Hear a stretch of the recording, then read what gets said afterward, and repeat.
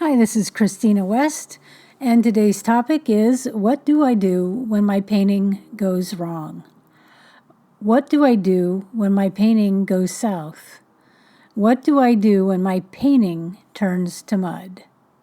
Well, as my mom used to say, Christina, there's nothing worse than a painting going bad.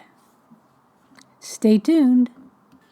So I have some German and English ancestors that stand on my shoulders, especially the Germerman ones, as Steve Martin would say, who are extremely sort of, the inner critic about painting.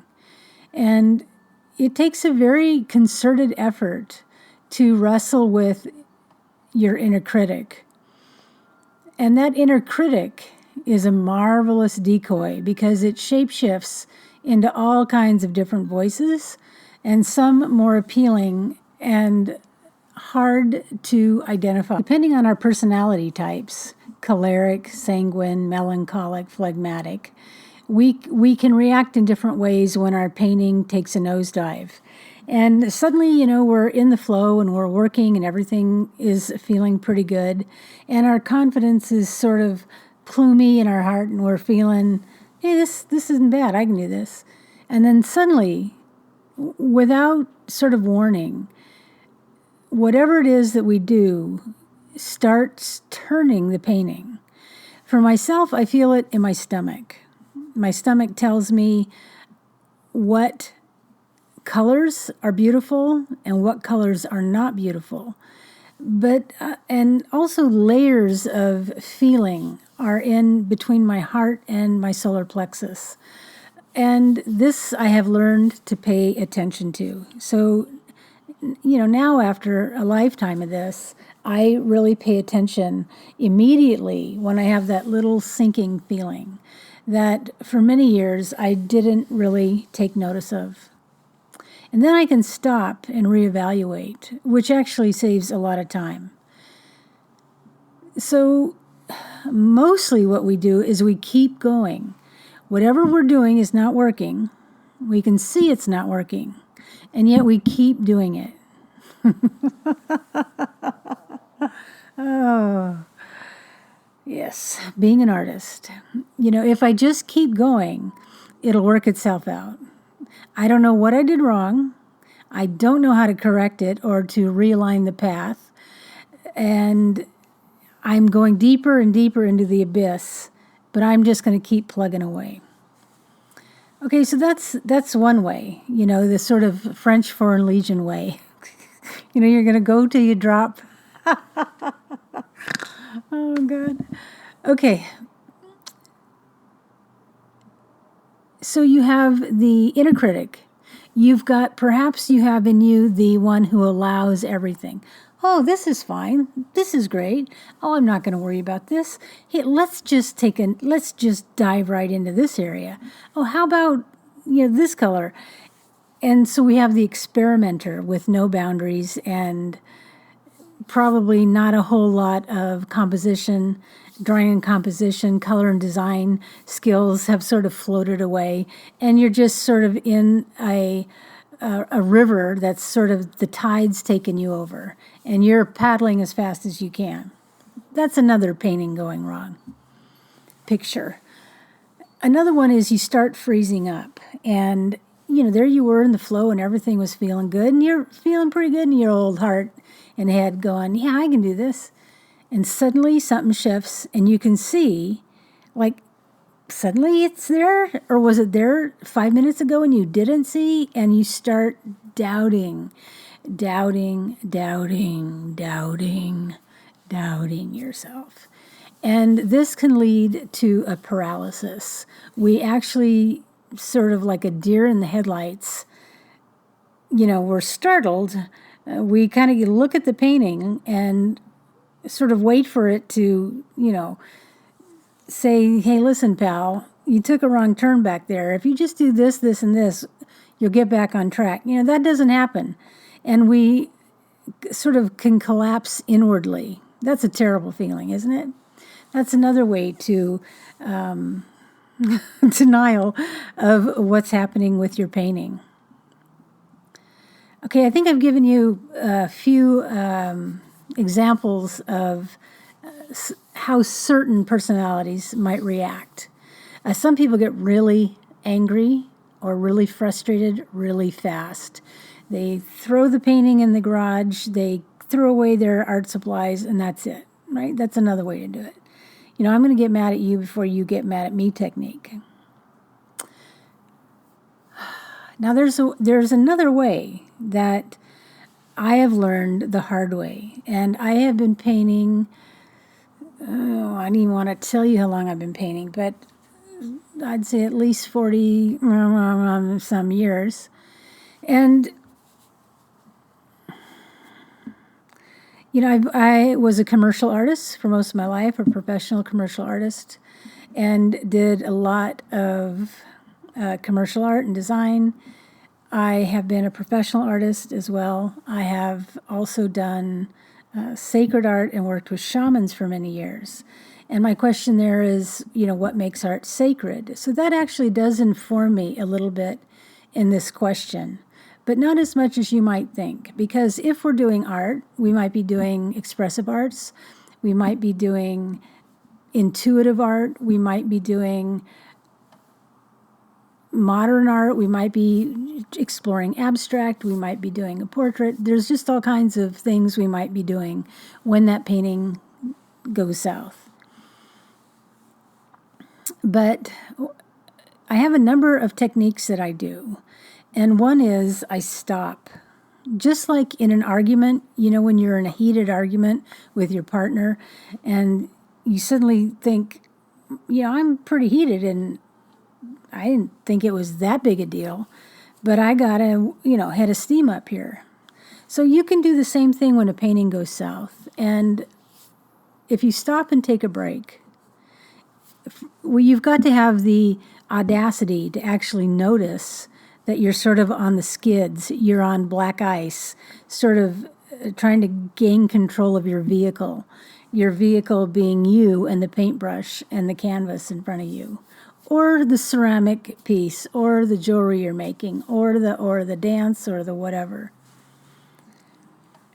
So I learned the hard way to wake up to the fact I was off track in either a conversation with a partner or a relationship or my painting. And I have many times gone further, like I put on my feather headdress and I run into the canvas, like doing a Tarzan yell. Does it work? Not once. Did I feel like I could express myself and get some of that angst out? Yes. Did I feel better the next day? Not really.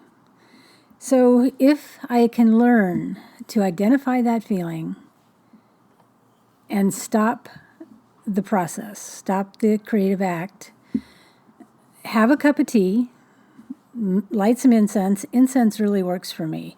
Incense is a ritual that has been done, I think, for so many thousands of years, that just the mere fact of lighting a match, and I use incense that's used in Japanese temples, so there's no fake smells, it's all real. And that creates an atmosphere that shifts my mood.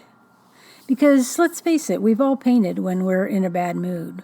We're not always sitting there in a Zen position, levitating 3 feet off the floor, in a perfect harmony for this painting that we're going to birth. And especially if you're a professional artist and you sort of need to paint a lot, or draw a lot, or illustrate a lot, or whatever the a lot is.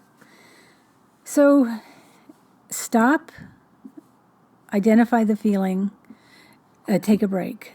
I usually take the painting. I do one of two things. I either put it away so I don't see it for a half hour. That way I don't want to kick it, into the next room. Or I put it up on my fireplace on the altar and sit on my couch, far away so my paints are outside on 2 long trestle tables that I paint on. And this taking a break really works.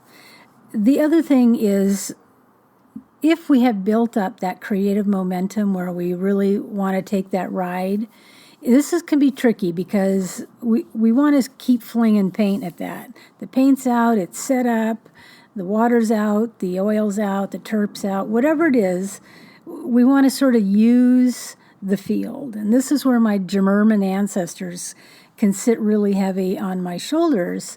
You must use your oil paints to the last drop, etc., and so forth. If I can laugh at myself, this helps a lot. Because there might be some very valuable areas in your painting that you don't want to destroy in a fit of temper or frustration, or by just trying to push through. So I usually have more than one canvas. I've got lots of canvases, and I can either switch a canvas and do just the background, like do some priming on canvases, do some beautiful backgrounds, have some fun that way, break that energy of that other painting. I can do a drawing. I've got different setups that I can just sort of shift. You can sew. I also do handwork. And it just shifts the energy. One of the things that I use, which is my big secret, is I go swimming. So the place that I go to is pretty close to where I live, and I can just suit up and go for a swim, go for a steam, go for a sauna, sit in the hot tub, and that helps break my energy. So you're going to have to figure out what works for you in taking a painting south. So how do we fix it is, of course, the question. Dealing with our emotional fallout of, I'm a terrible artist, I'll never make it, whatever the negative self-talk is. You can just tell that voice, thanks for sharing, I'll get back to you. Because that voice is never gonna shut up. But how to fix a painting is interesting because, first of all, we can't say that we know we can fix it. But one of the things that I think about, that paintings are journeys. They are sort of unplanned trips that I've taken. And the journey has sort of opened up as I entered into the color and the content and the texture and if there's mixed media. And if it starts getting into sort of sloppy and what I call splodge, it's not a place that I feel beauty resides in. I don't mean beauty like it's pretty. I mean, there's a resonant field that I know at this time of my life is in that painting. And if I sleep on it, which is always the best thing, is to sleep on it and look at it the next day, because then you have really fresh eyes. You have laid aside that frustration, you've watched TV, you've read a book, you've taken a bath, you've swam, you've meditated, you've ascended to the Godhead, you've come back, and suddenly it's not so bad.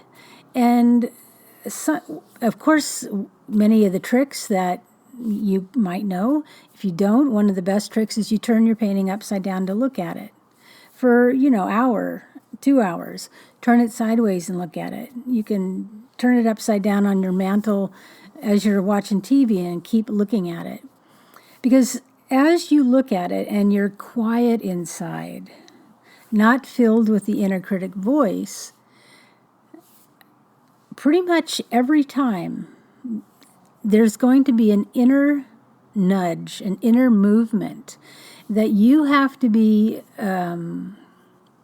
train yourself to listen to.